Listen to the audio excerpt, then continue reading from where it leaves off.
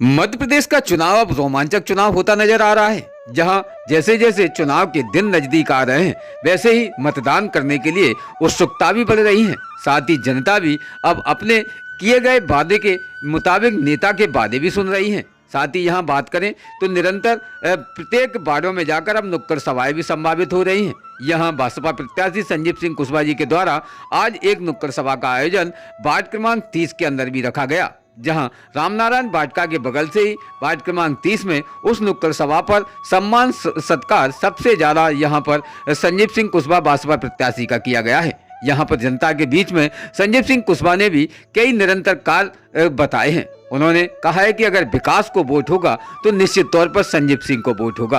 अब बात जनता के बीच में है कि आखिर जनता किसको वोट देना चाहती है, जिसके विषय पर खास बातचीत भी हुई है। क्या कहा है संजीव सिंह कुशवाहा ने, जानते इस खास रिपोर्ट में। आदरणीय दिलीप बौद्ध जी, यहाँ पर उपस्थित सभी पिता तुल्य बुजुर्गण, नौजवान साथियों और वहाँ दूर से सुन रही हमारी माताएं और बहनें और बच्चों, अब ये तो हमारा घर है। एक बार भी अपने घर में सभा नहीं की, हमने एक बार भी अपने घर में कार्यक्रम नहीं किया। ये चूंकि हमारा घर है, अब घर परिवार के लोगों के साथ क्या बोलना, लेकिन मैं सिर्फ इतना ही कहना चाहता हूँ कि कुछ लोग, अब चुनाव चल रहा है, आपके बीच में तरह तरह के लोग आएंगे, तरह तरह के भ्रम फैलाने की कोशिश करेंगे, तरह तरह की बातें करेंगे, लेकिन सिर्फ इतना ध्यान रख लेना कि 5 साल पहले का हमारा मोहल्ले की जो तस्वीर है वो ध्यान में रख लेना और 5 साल बाद की रख लेना।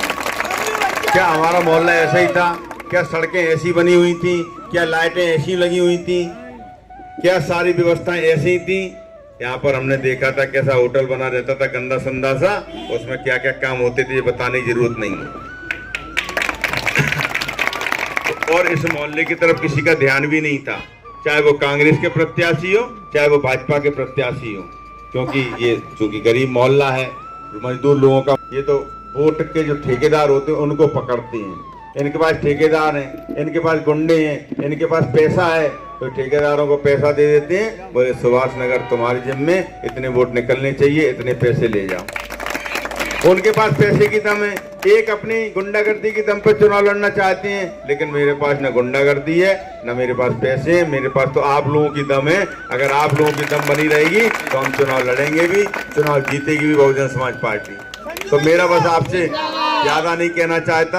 आप देख रहे हैं शहर में हमने क्या काम किया है। यहाँ सामने सामुदायिक भवन कितने सालों से बन रहा है भैया? 2002 से तो मैं ही देख रहा हूँ। क्यों भाई साहब? बनना शुरू तो 2001 में ही हुआ था शायद।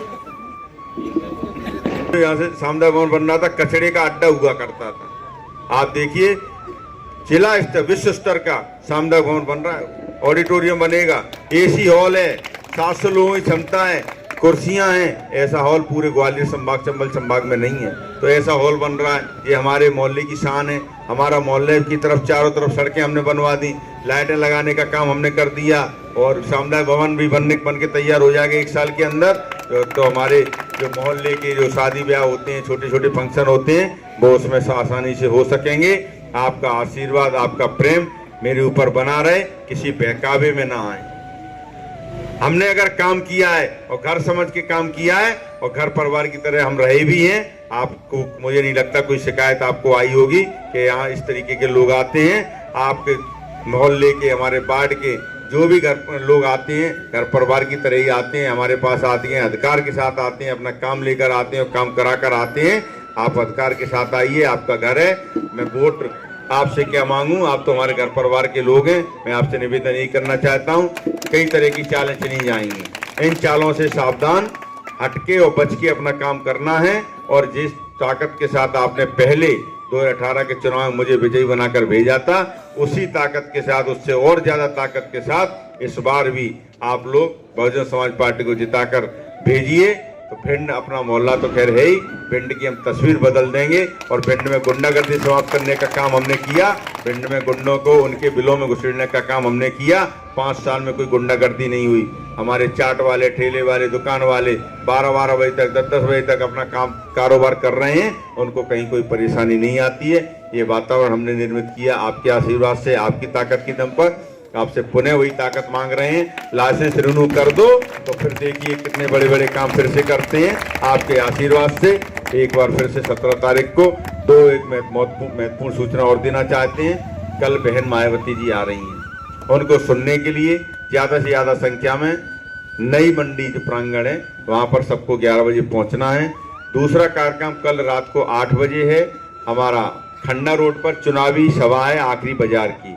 तो सभी लोगों को ज़्यादा से ज़्यादा संख्या में उसमें भी सभा में पहुँचना है, इससे सभा सफल हो और उस हम जो संदेश देना चाहते हैं व्यापारी भाइयों बाजार के बीच में, हम अपनी बात उनके बीच में कह सकें। और आपसे एक बार फिर से निवेदन करते हैं कि हाथी वाला बटन दबाकर भारी बहुमत से बहुजन समाज पार्टी जिता के हो।